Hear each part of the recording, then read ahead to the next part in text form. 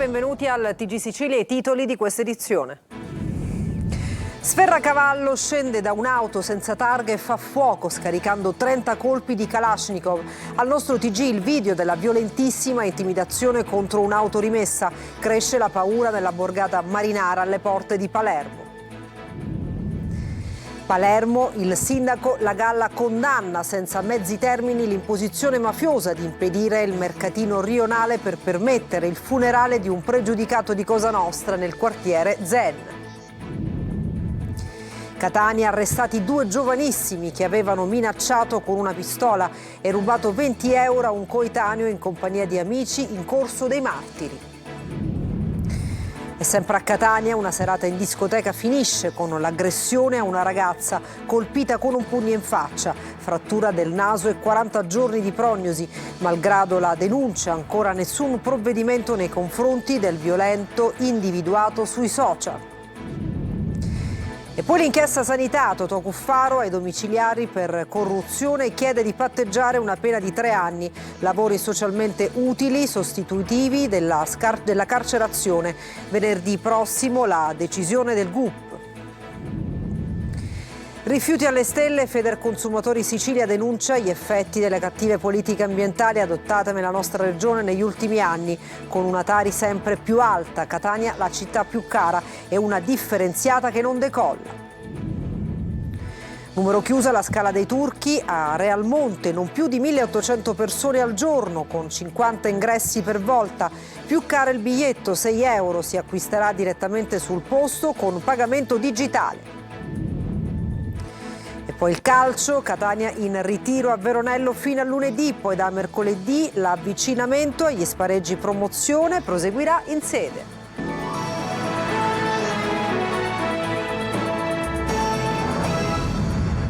Dunque, ben trovati i colpi di mitra contro l'autorimessa di Sferracavallo. Gli inquirenti hanno il filmato dell'agguato e ve lo mostriamo in questo servizio. Un uomo scende da una Fiat 500 senza targa e fa fuoco scaricando 30 colpi. Cresce la paura nella borgata marinara Le Porte di Palermo. Marco Gullà.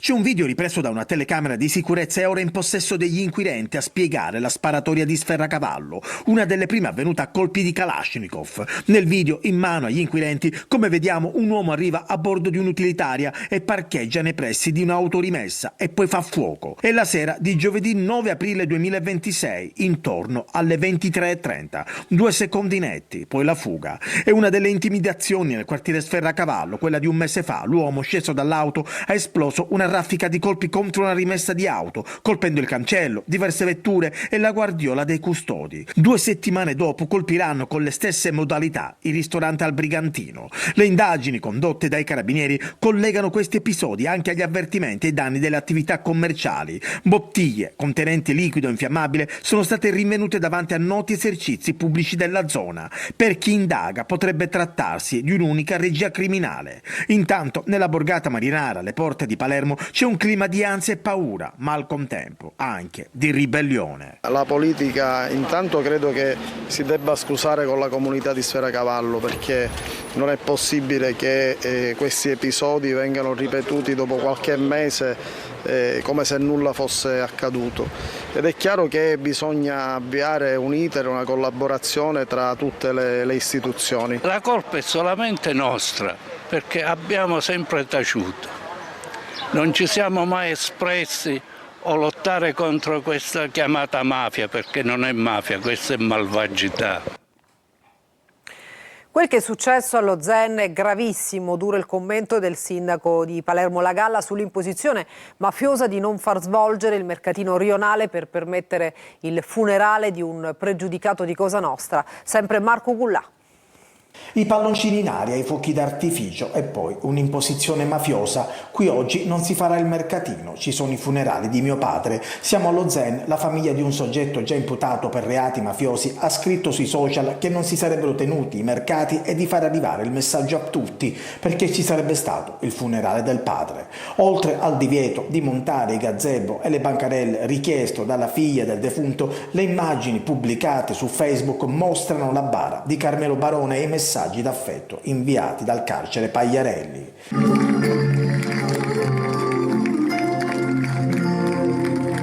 gravissimo, ma non sorprendente se si conosce una psicologia che è propria di gruppi violenti, facinorosi, mafiosi.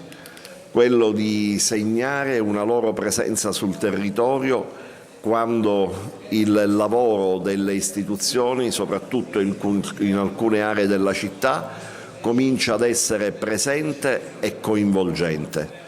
Allo Zen oggi nessuno vuole parlare dell'accaduto, c'è un muro di omertà che in pochi nel quartiere vogliono abbattere. Siamo stanchi di finire sempre in prima pagina per colpa di alcuni, ci dice una signora che però non vuole essere ripresa per timore di ritorsioni.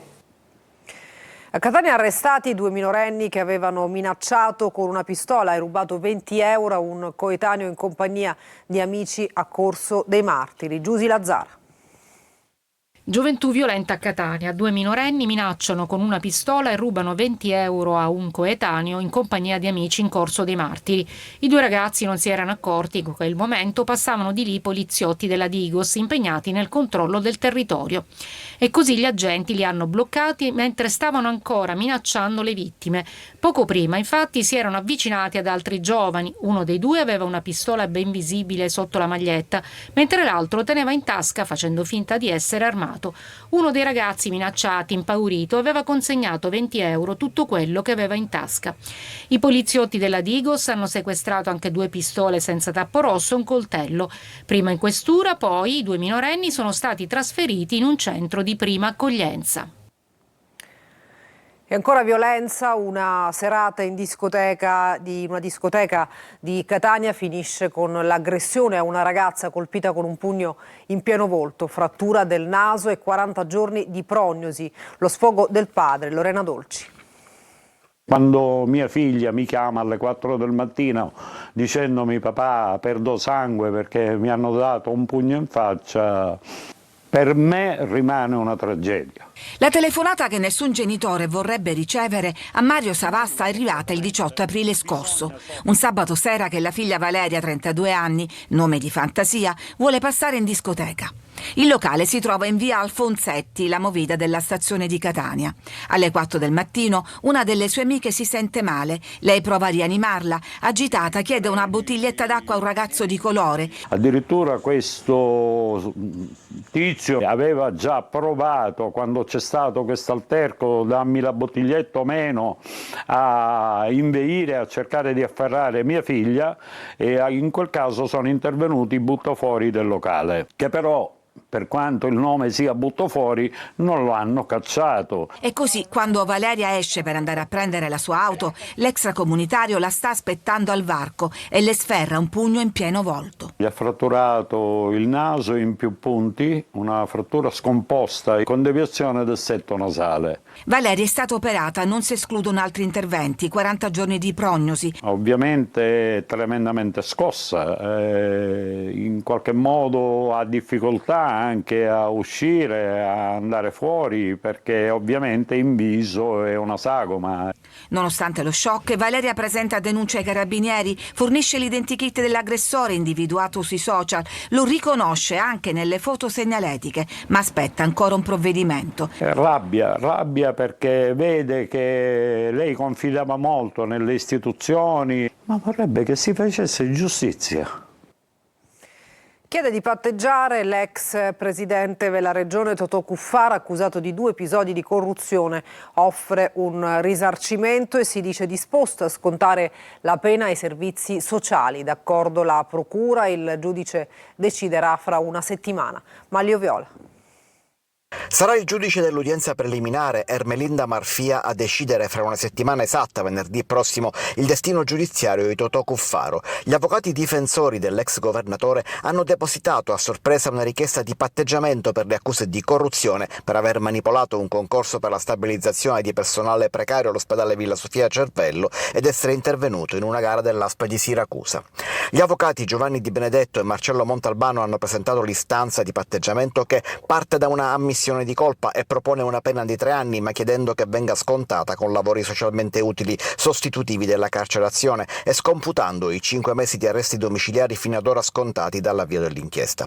Cuffaro risarcirà anche l'ospedale Villa Sofia e l'ASP di Siracusa con 7.500 euro ciascuno. La procura si è detta favorevole al patteggiamento in questi termini. L'ultima parola la dirà il giudice proprio fra una settimana.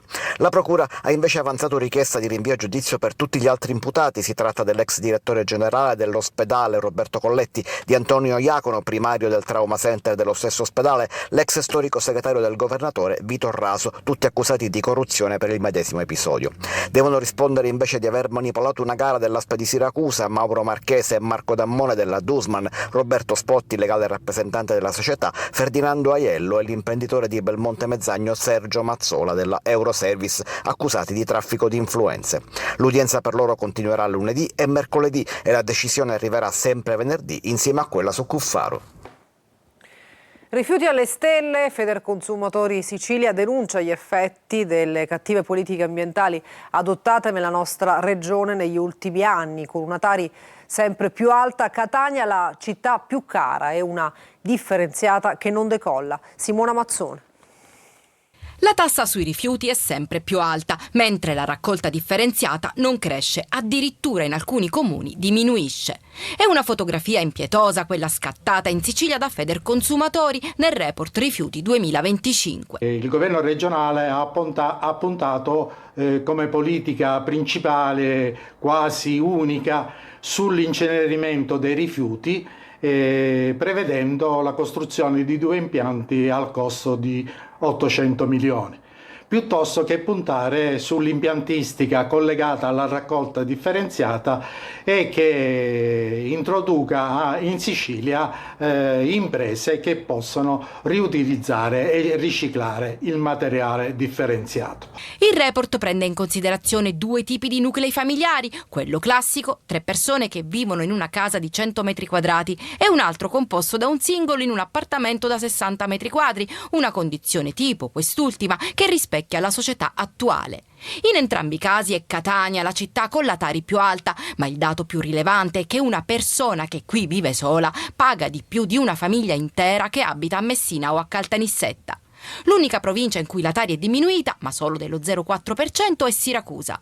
La differenziata, se a livello regionale è in stallo al 55%, in alcune città, come Catania ad esempio, è persino diminuita, mentre in altre, come Palermo, è ferma. Le uniche virtuose sono Trapani e Ragusa.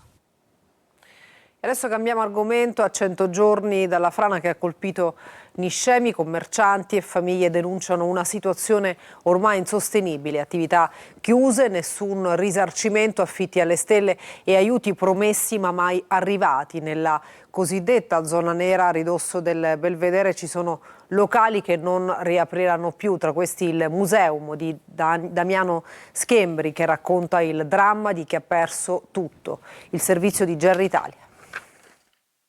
Sono passati quasi 100 giorni dalla frana che ha cambiato il volto di Niscemi. Qui, nella cosiddetta zona nera, il tempo sembra essersi fermato. Strade interdette, attività chiuse e decine di famiglie ancora senza risposte. Tra i locali destinati a non riaprire più c'è il Museum, l'attività di Damiano Schembri, uno dei tanti commercianti che oggi denuncia l'assenza totale di sostegno concreto da parte delle istituzioni e che oggi celebra con amarezza l'evento con un manifestino funebre attaccato alle transenne della zona nera. Sono passati quasi 100 giorni e siamo senza un mancato guadagno, senza le nostre attività, e la situazione sta andando sempre, ogni giorno sempre più a peggiorare. E il problema non riguarda soltanto il lavoro. Molti sfollati denunciano anche il caro affitti. Secondo i residenti, trovare una casa sotto 1.500 euro al mese è diventato quasi impossibile.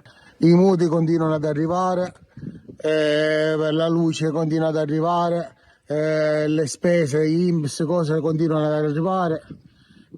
Dove ci doveva essere un ammortizzamento totale di tutto, invece attualmente arriva come se fossimo aperti, la stessa cosa. Eppure, spiegano i commercianti, le promesse non erano mancate. Una delegazione era stata invitata persino al Senato a Roma, dove erano stati annunciati aiuti immediati, ma secondo gli esercenti tutti gli emendamenti proposti sarebbero stati bocciati. Non vogliamo finanziamenti come ci ha promesso il nostro presidente Schifani, ma vogliamo essere risarciti dei danni che abbiamo subito, vogliamo essere pagate le nostre attività, per poter ripartire in modo autonomo e senza debiti sulle spalle. A 100 giorni alla frana, Niscemi prova comunque a rialzarsi, ma resta la rabbia di chi dice di essere stato lasciato solo e la paura che insieme alle case e alle strade possa franare definitivamente anche il futuro economico di un'intera comunità.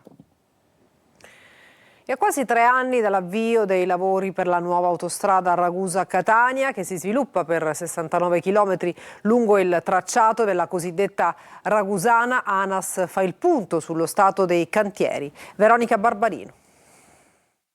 È una delle opere più attese nella Sicilia sud-orientale, l'autostrada Ragusa-Catania, che si sviluppa lungo il tracciato della cosiddetta Ragusana, è oggi un labirinto di cantieri aperti, diviso in 4 lotti fondamentali per liberare un territorio produttivo ancora prigioniero di strade inadeguate. Ma quanto manca per colmare quel gap che frena, secondo molte associazioni di categoria, l'economia e la sicurezza del territorio ragusano? ANAS fa il punto.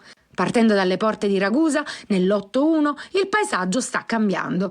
I lavori sfiorano il 30% e avanzano nel segno della sostenibilità. È un cantiere infatti green, dove i materiali di scavo vengono riutilizzati per dare forma alla nuova strada. Nel tratto tra Chiaramonte e Licodia Eubea, nel lotto 2 invece, i lavori sfiorano il 45%. Su 7 cavalcavia previsti, 5 risultano già varati, mentre gli altri 2 sono in fase di completamento. ANAS e l'impresa esecutrice stanno anche valutando soluzioni di bypass per consentire l'apertura progressiva di tratti già completati. Ma non mancano le note dolenti. Nel lotto 3 il cronoprogramma è a rischio a causa di rallentamenti organizzativi con la nuova impresa incaricata. Infine, in territorio di Francofonte, nel lotto 4 i lavori corrono al 40%. Si scava per una nuova galleria e si lavora ai grandi viadotti ed entro maggio i residenti godranno di una nuova viabilità secondaria nella zona di Lentini che alleggerirà i disagi locali. Una velocità dunque che non è la stessa per tutti e vede con moderato ottimismo la conclusione ufficiale dei lavori prevista entro il 2028. Numero chiuso alla Scala dei Turchi a Realmonte, non più di 1.800 persone al giorno con 50 ingressi per volta. Il biglietto si acquisterà direttamente sul posto con pagamento digitale e aumenta a 6 euro. Davide Sarto. Novità importanti per chi vuole visitare la Scala dei Turchi a Realmonte. Da questo mese cambia la modalità di accesso. Non sarà più possibile prenotare online. Il biglietto si acquisterà esclusivamente sul posto con pagamento digitale. Il costo è di 6 euro, 1 euro in più rispetto al passato. Il Comune punta ad una gestione più ordinata dei flussi e alla tutela della Marna Bianca. L'accesso sarà limitato a 1.800 persone al giorno con ingressi scaglionati, 50 visitatori ogni 20 minuti. Nel ticket è inclusa anche l'assicurazione in caso di infortunio. Il sindaco Alessandro Mallia parla di una scelta necessaria anche alla luce dei numeri registrati. Solo nel mese di aprile si sono contate circa 16.000 presenze, a conferma del forte richiamo turistico del sito.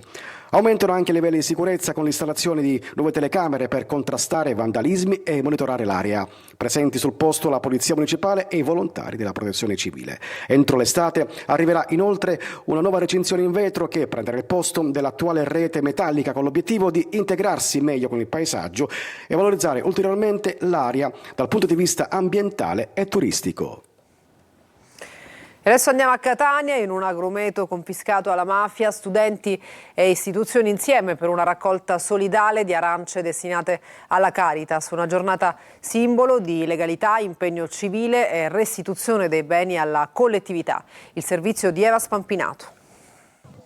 Un agrumeto confiscato alla mafia, le piccole mani dei bambini impegnati nella raccolta delle arance, un terreno che torna a produrre per il bene e una giornata simbolo di riscatto e solidarietà. È successo a Catania, in contrada Iungetto, dove questa mattina centinaia di alunni delle scuole elementari e i ragazzi dell'istituto alberghiero Voitila di Catania hanno partecipato ad una raccolta solidale nell'area, un tempo della criminalità organizzata e oggi affidata alla cooperativa Beppe Montana Libera Terra. Proprio per trasmettere un messaggio forte, che è quello di restituzione alla collettività, quindi restituzione sociale di un qualcosa che era stato sottratto dalla criminalità organizzata. Questo cosa significa? Che il bene confiscato alla mafia può dare occupazione, può avere una nuova vita. I frutti saranno destinati alla Caritas e ad alcune parrocchie cittadine. Questo è il senso vero della memoria, cioè la trasformazione e la restituzione alla società, alla collettività di questi posti, ed è la cosa più bella, perché vuol dire che siamo stati tutti dalla stessa parte. Un gesto semplice ma dal forte valore educativo e civile. Pensate che in questo momento ci sono ben 1332 soggetti gestori che gestiscono quindi i beni confiscati diversi, quindi non c'è solo Libera, e questo per noi è la soddisfazione più grande. All'iniziativa hanno partecipato anche il sindaco di Catania Trantino, i rappresentanti delle istituzioni civili e religiose e il presidente del Tribunale per i minorenni, Roberto Di Bella. A dimostrazione che questa città si sta risvegliando e sta cominciando anche ad attivare percorsi virtuosi. E adesso una pausa, tra poco il calcio, non mancate.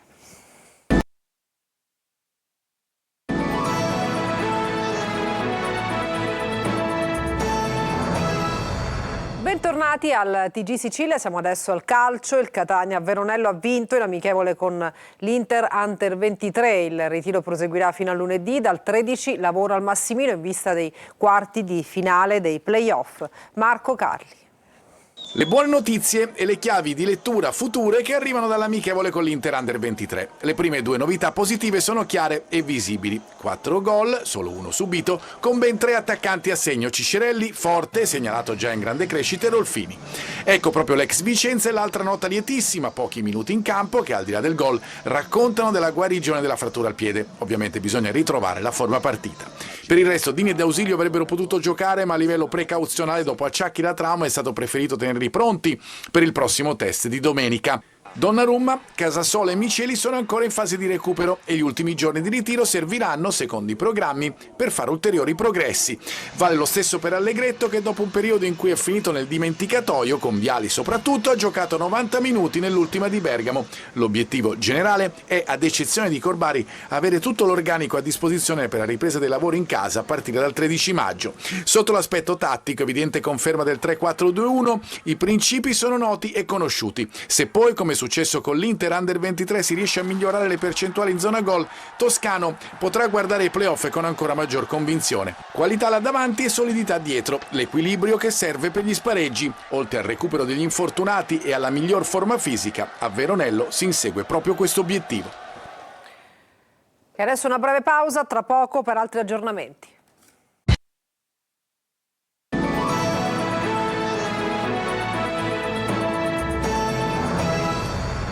Piccolo aggiornamento, niente domiciliari per l'uomo di 64 anni arrestato ieri in via Simone Guli nel quartiere Acquasanta a Palermo mentre viaggiava su una Mercedes con una targhetta CD. Il GIP non ha convalidato l'arresto disposto dai carabinieri, ritenendo che il documento mostrato dall'uomo non fosse un falso passaporto ma un lasciapassare collegato a una società privata inglese attiva nel settore umanitario accreditata con ONU e NATO. L'uomo si era qualificato come membro della Diplomatic Intelligence Service, ma il suo nome non risultava nelle banche dati diplomatiche e per questo appunto era stato arrestato. E con questo chiudiamo, grazie per averci seguito e vi auguro una buona serata.